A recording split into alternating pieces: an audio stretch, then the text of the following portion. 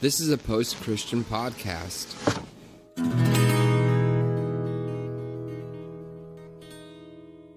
Welcome to the Revolution Church podcast. Hello, everyone, and welcome to Revolutions Meet Your Congregation. Another fun-filled episode.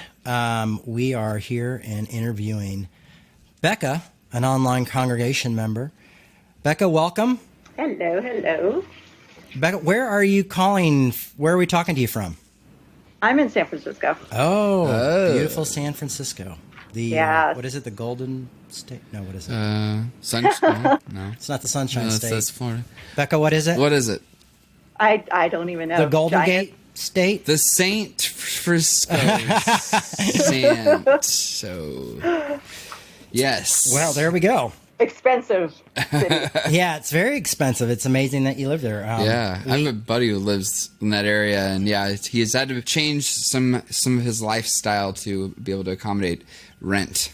Oh, it's insane. Yeah. I have visited there quite a few times. I love San Francisco. It's amazing. I did my book tour there, my first book tour there, and it's just an incredible city. Yeah, it is. It's aesthetically beautiful. There's a lot of, craziness. Yeah, and there's a lot of homelessness there too. I mean, at least when I was visiting there, it was really severe. It's really bad. I mean, right outside our apartment building, I mean, there's just tents everywhere. So it's really sad. Oh, but then, just with the skyrocketing rent, it's just a wonder anybody makes it. Right. Yeah.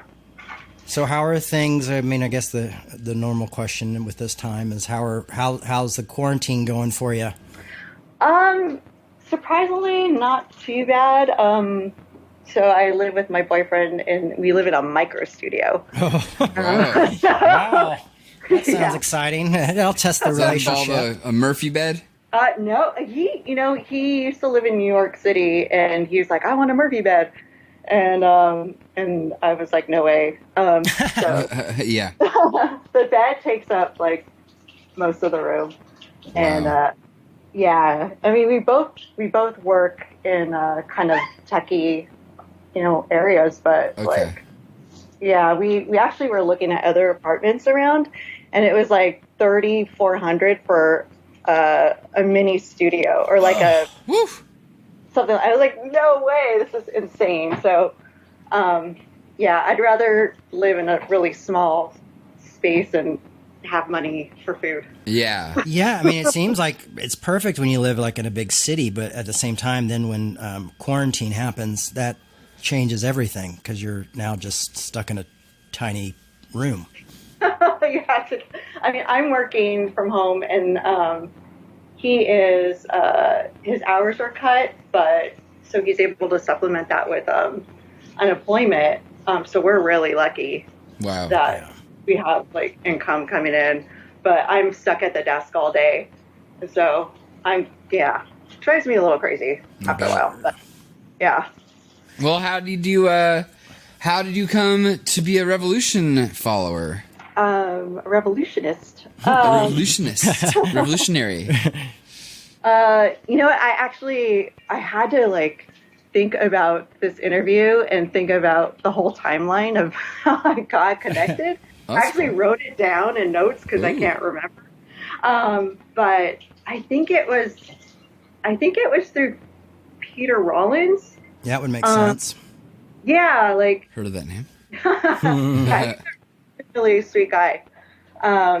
So I think you guys had something like Radio Cast. Yep. A long time. I did the radio A long cast. time ago. Yeah. So I think you guys had this one-on-one interview. Yep. And it was hilarious. You guys just like cracked me up. So, oh my God. And then, so you guys were still in Brooklyn, I think. At that time. I think I actually interviewed him in California. He's done Revolution before, but I think that interview was actually in California. Oh, okay. Yeah, because I was visiting out there. Yeah, and I think I started listening to Revolution in Brooklyn, like right after you left. Okay. I think. Yeah, and so I was following like Vince out there, and then yeah, and just been following ever since then. So maybe is that like 10 years? I don't know. Yeah. It's it's been a long time. I think I left around almost 6 or 7 years ago. So Yeah. yeah, So like, it's been kind of crazy. Do you have any other spiritual communities that you're involved in, or do you just get your fix from Revolution Online? pretty much just online now, because it's been about 13 years since I've been involved with the church. Right. And that was just for a short period of time. I was there, so I didn't grow up in the church. Oh, okay. Yeah, I kind of came into it when I was like 19, 20. Okay. And I was there for maybe 10 to 12 years. Okay. What denomination? It was kind of like, it was just a non-denominational. Okay. Evangelical, though? Sort of. Yeah. Gotcha. I actually ended up becoming the missions pastor. Oh, wow. Director. Okay. And then I ran the drama department. Oh. Little skits and I stuff. did a lot So of that. yeah, a lot of fun. And sang in the gospel choir. Cool. So I didn't grow up in the church. It was just very interesting to meet people that did and become friends with them. Yeah. And just a whole different dynamic of how, Yeah. wow, just like over time, just the kind of impact that had on them. I mean, Yeah. we went to a pretty nice church, but it just kind of, the people just seemed like stagnant after a while. Uh-huh. Yeah. Yeah, and my friends were just like always worried about, I think, making a mistake or just like sinning or, Yeah, because you're just programmed from like a little kid to think that way. Yeah, I mean, the whole thing just really opened my eyes to spirituality in that sense. Yeah.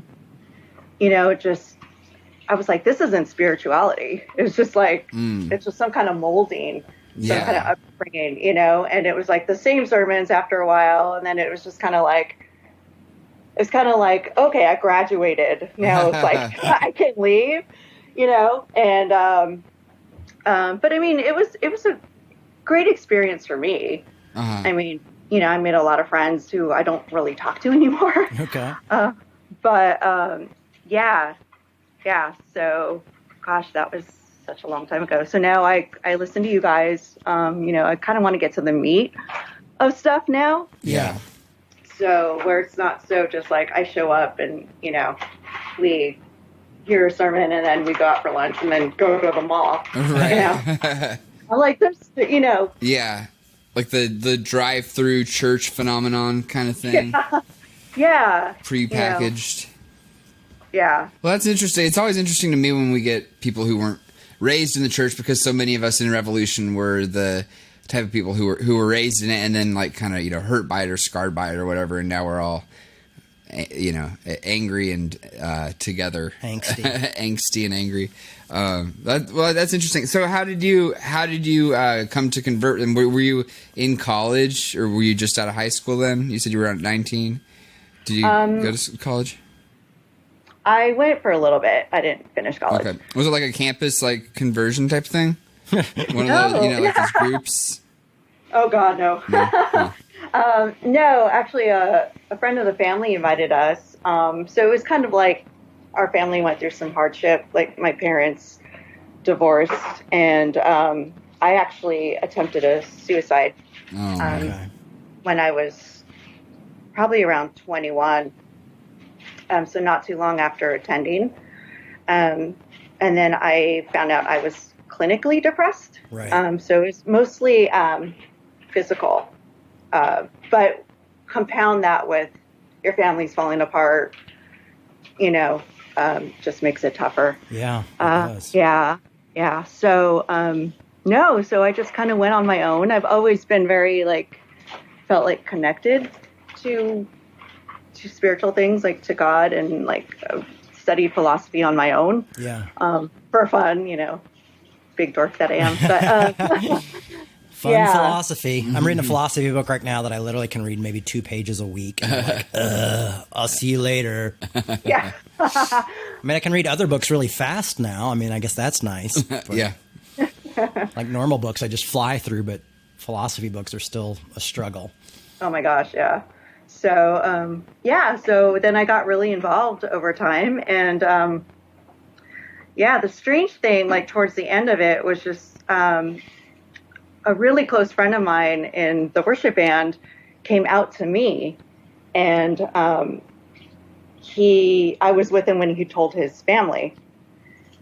And it was really hard to see people kind of snubbing him after a while. But for me, I was like, dude, everybody thinks we're dating and, and I'm never going to get a date if you don't come out. So like, but yeah. And the funny thing was like, he was one of my first friends when I joined that church, and he was very, I don't know what the word is, kind of stern with me a little bit about, because I do acting. Right. So I was in a play and I had to make out with this actor. And, I got sort of lectured about it from him. Yeah. And, I was like, dude, you're the one that was just like, I don't think you should be like projecting that image and all this kind of stuff. And I'm like, you're gay. And I'm like, you need to just come out, because like I already knew it. Right. And and so the whole breakdown of that and how nobody acknowledged him. And he was one of the core members of the music ministry. Did the church not support him? They just kind of ignored him. Oh, so kind of like, don't ask, don't tell. Yeah, it's like there are more gay people in this church. I know there are. And right. Like, Yeah. they're just not acknowledged. And then as soon as they come out, like they're ignored and kind of snubbed. Oh, so I hate that.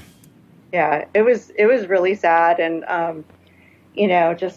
I think just other people that were trying to uphold this image, of, I'm this good Christian and everything. And the whole time they were doing the complete opposite things, like, getting drunk and like going out with all these people, but their talk was totally different. Right. They're like, well, I feel guilty, so it's okay. Right. And I make others feel guilty, so it's really okay. I project my guilt.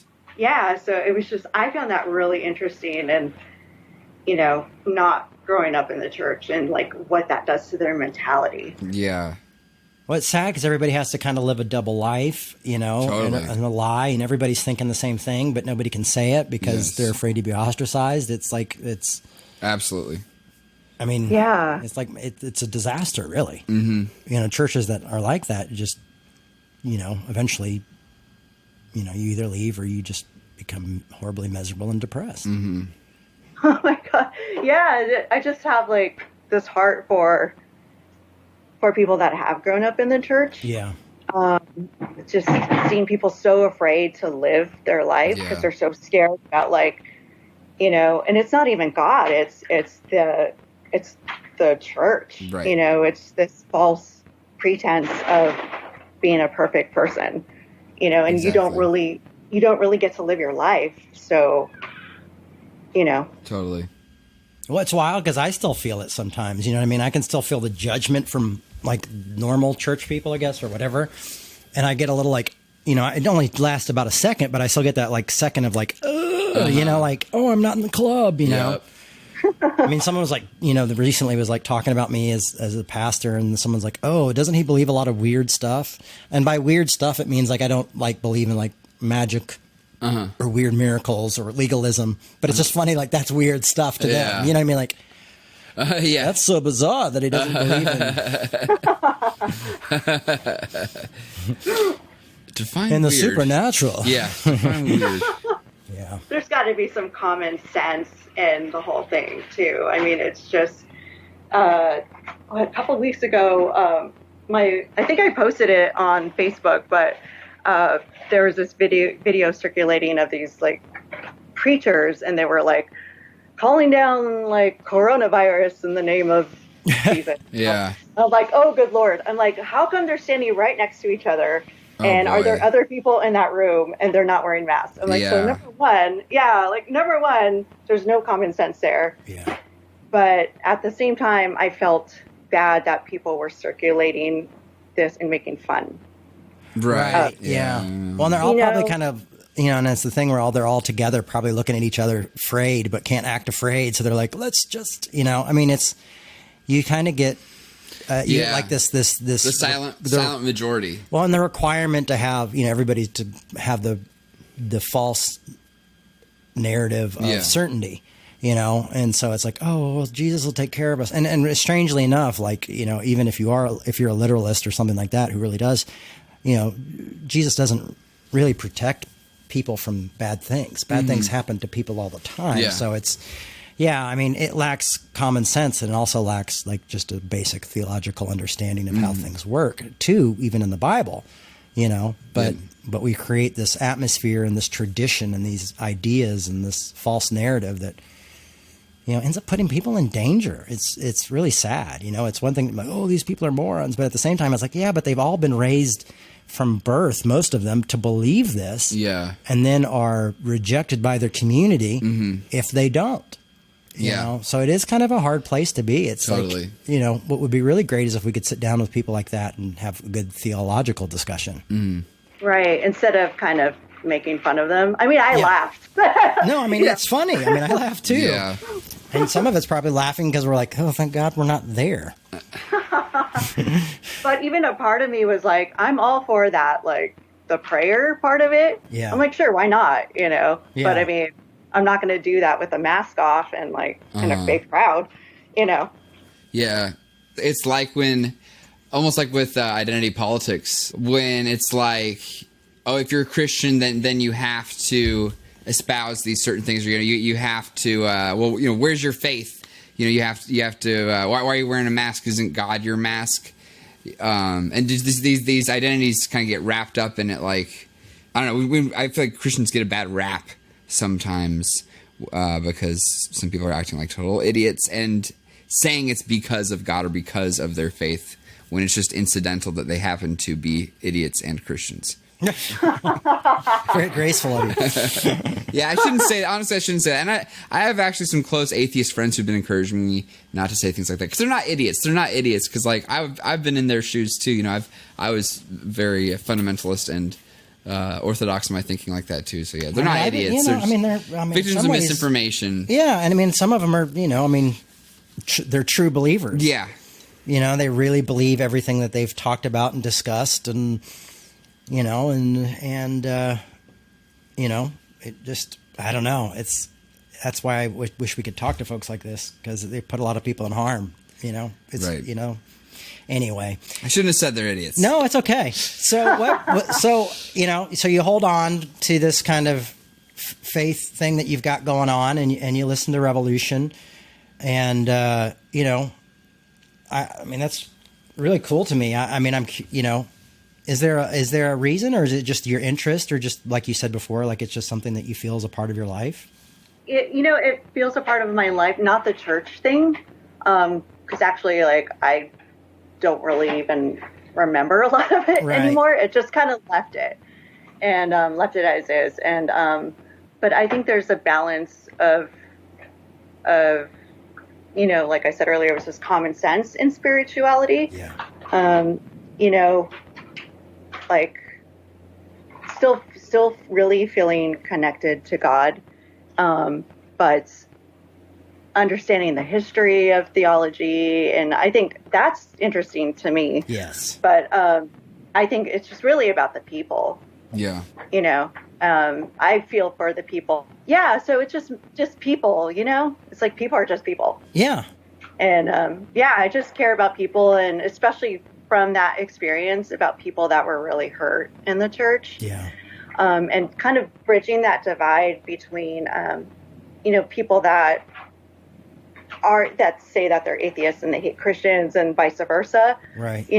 That whole thing, I just hate categories. Yeah, me too. Yeah. So if we could just break that down, I'm like, okay, I'm a Christian. That does not mean that, like, I'm a Republican or a Democrat, and doesn't mean I believe this and that to pigeonhole people. I mean, that's not what it's about. Right. So, and I think there's a big tendency for a lot of people to do that on both sides. Yes. Like, I'm like, I can act like an atheist at one time, and I can act like a spiritual person in another, Right. It's fluidity to it. Right. So, I don't know if I answered the question. No, that was a great answer. Our last question is just kind of basically like, hey, what, we always ask is like, if there's anything that you think Revolution could be doing different, or adding to the conversation, or, more of or less more of or less of. We are always looking for feedback. So do you have any? Well, I intend to check out the Bible study, cool. but I haven't looked at it yet. But I really, really like the meet your congregation part of it, because I just like hearing other people's stories. And I think this is really great to have a platform for people just to speak about their experiences. Yeah. I feel pretty lucky I didn't have like this horrible experience, but like, I really was a witness to what goes on. So I really like this part. I really like it. Well, thank you. Awesome. Thank you, Caleb. Yeah, really great job. Cool. Thanks. Awesome. But yeah, keep going. I like it. Well, hell yeah. As we say in California. Yeah. Well, thank you. And stay safe out there. I will. I'm trying to stay in as much as I can handle. Yeah, I hear you. Me too. Well, yeah, let's keep posted and say hey online. I will. I just keep holding on and keep doing what you're doing. Oh, we will. We'll try. We're going to. One day at a time, eh? That's right. Yeah. Thanks, All Becca. right. Thank you, Becca. Stay safe. Yeah, you too. Bye-bye. Bye. Bye. We'd like to remind you that our ministry is supported 100% by listeners like you. To make your 100% tax-deductible donation today, please visit revolutionchurch.com/donate. You can also learn more by clicking the donate section on the website. If you enjoyed this show, you might also like The Sacred Collective. So this isn't an argument you're going to win. And not only that, you don't want to win it, even if it was. So you're just playing a different game. And so for Rob to even talk about this, we'd need to start talking about the Bible. And before we talk about the Bible, we need to start talking about duality and how we read literature and its complexities to context and history and textual context and all these different elements, which is never going to happen in 2 minutes. And even if it was, you gave 2 hours, would this person even be able to listen to that kind of conversation? Probably not yet. Yeah. And so you've got to have the wherewithal at times just to go, hey, we're going to disagree. I know that's going to make you upset. The amount of people I've said, look, I know that you're doing your duty and you feel obliged to tell me I'm a heretic, that my teaching will be judged, that I'm leading people astray. I really understand that. I used to be like you. Yeah. And I really value your zeal, your passion, how much you love God and how much you're faithful for what you believe. Yeah. I just don't see things that way. You haven't convinced me, and I don't think you will convince me. I know I'm not going to convince you of what I believe. Should we agree to disagree? Let's say you've done your obligation. God's not going to hold it against you. He'll hold it against me if I'm wrong. But thank you. I really appreciate you. I admire your passion and your zeal. right. I really do. Mm-hmm. I wish I was as passionate and zealous for what I believe as you are for what you. I really do. But we're not going to go anywhere. And 9 times out of 10, that conversation goes okay. That's about as positive as I can say it. But it goes okay. That was a post-Christian podcast.